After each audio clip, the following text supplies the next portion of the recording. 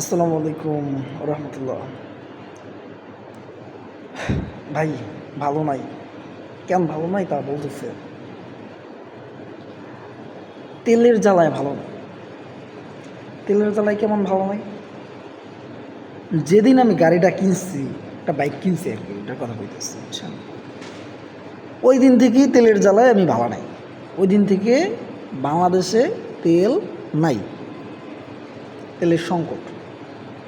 প্রথম যেদিন গাড়িটা কিনছি ওই দিনই আমি গাড়ি ঠেললাম আর বাসায় নিয়েছি। এখন কয়েকদিন পর খালি গাড়ির পেছনে তালি দিত, একটা ঠেল পড়ে, বুঝছেন না এগুলো বিষয়। তো সর্বশেষ আমি ভাবা নাই। এখন একটা কথা বলি, বাংলাদেশে কি আসলে তেলের ক্রাইসিস? আমার এই প্রশ্নের উত্তরটা দেয়। আমি বলবো কি যে না।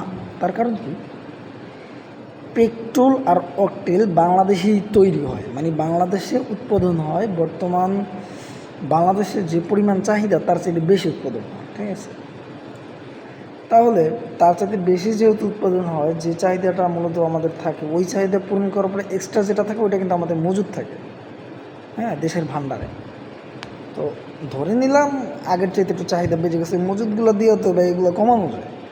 একটা ম্যানেজারের কত তো। তো নিজের দেশে এত তেল উৎপাদন থাকা সত্ত্বেও তেলের এত ক্রাইসিস কেন? প্রথম কথা হচ্ছে, আমাদের দেশের সিস্টেম ঠিক নেই। আর যাদেরকে এই সিস্টেমে বসানো হয়েছে ঠিক করার জন্য, ওই শালারা নিজেরাই চোর। আসলে ওরা চুরি করবে নাকি সিস্টেম ঠিক করবে, এটা ওরা নিজেরাও জানে না। যেমন একটা জিনিস দেখেন, এই যে তেলের পাম্পে কয়েকদিন আগে আমি গেছিলাম, দায়িত্বে ছিল কি ম্যাজিস্ট্রেট। শালার ম্যাজিস্ট্রেট বলতেছে তেল নাই, পরে ওইখানে আমি ঝামেলা লাগাই দিছি, আমার তেল দিয়ে দিচ্ছে। মানে যে দিতে পারে আর লেগে সব কিছু ঠিক আছে। আর ঝামেলাটা কী লিয়ে লাগে সেটা শুনবেন তো, নয়তো কইবেন যে ভাই আপনি ঝামেলা করছেন দেখে দিয়েছেন, হয়তো দিত না। আর নাই ব্যাটারা করবে কি, ঝামেলা করতেছেন দিয়ে দিয়েছেন, বিষয়টা এমন না।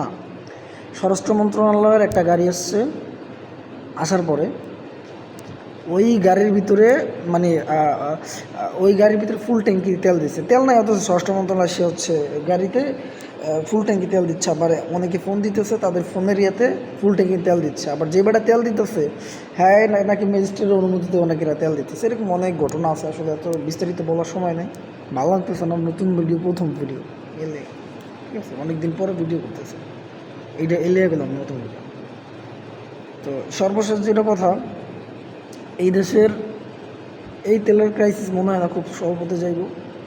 চিন্তা ভাবনা করছি কি জানেন, আমার যে গাড়িটা আছে না, যেটা কিনছিলাম সব করে ওই গাড়িটা বেচালাম। বেচা পাও দিয়ে এমনি করে, এই যে এমনি করে হাইটা হাইটা হাইটা হাইটা চলবে, ঠিক আছে, এই অবস্থা।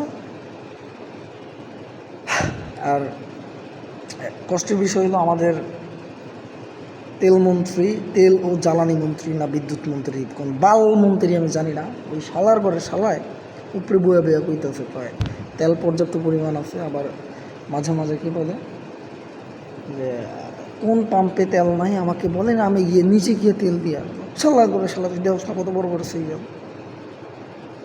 দেওস না, তোর চৌকিটা বাজে না, তুই সোশ্যাল মিডিয়া চালাস না, মিডিয়া দিয়ে বড় বড় একটা বক্কর বক্কর কথা বল, গালি আনে। আসলে এটা তাকে উদ্দেশ্য করে না, আসলে নিজের ক্ষোভ প্রকাশ করলাম, ঠিক আছে, এই অবস্থা।